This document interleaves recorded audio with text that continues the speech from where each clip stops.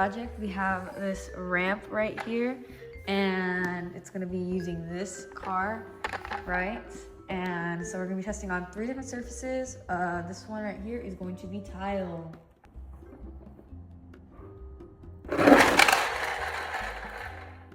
Okay.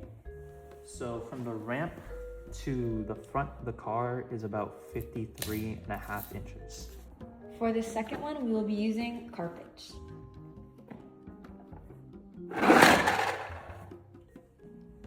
For the distance here, we got 26. For this material, we are using concrete.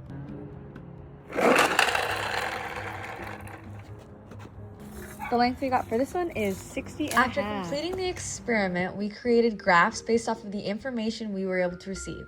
Here is the information we got for tile, which is in green on our position time graph. Here is the information we got for purple, which is carpet on our position time graph. And here is what we got for blue, which is concrete on our position time graph. After that, we created velocity graphs based off of the information.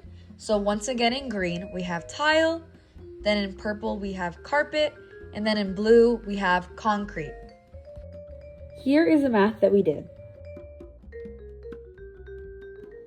The first material we are checking is tile. Our first step was to write down both of our equations, which this one here is our total force equation, and this one here is our force of friction equation, which you can just see what that is.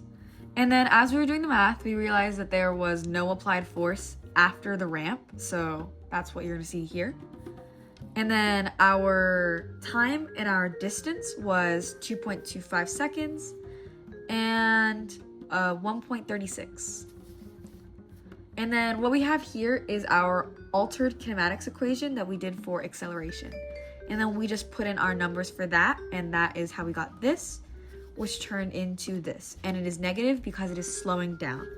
After getting all of this information, we were able to plug it into here, which got us here. And then you can see that we have this number, which is our mass for our car. And then multiply that by that, which gave us our final answer of 0.1034 newtons. And after we got all of that, we were able to plug that into this equation over here, which we have it written twice just to clarify that these two mean the same thing. After grabbing all the information from over here, we put it in for this equation, and this was our final answer. The next material we have is carpet. As we did last time, we're going to write down the equations we need, which are the same as last time. We have our time and our distance, which is 1.09 seconds, and then 0.6604 meters. We put that into the altered equation that we have, and doing that, we get our number right here, which is what we used to insert into this one, which is down here, giving us this number, which is what we are going to use for up here, which is all written like this, and gives us our final answer of 0.1134.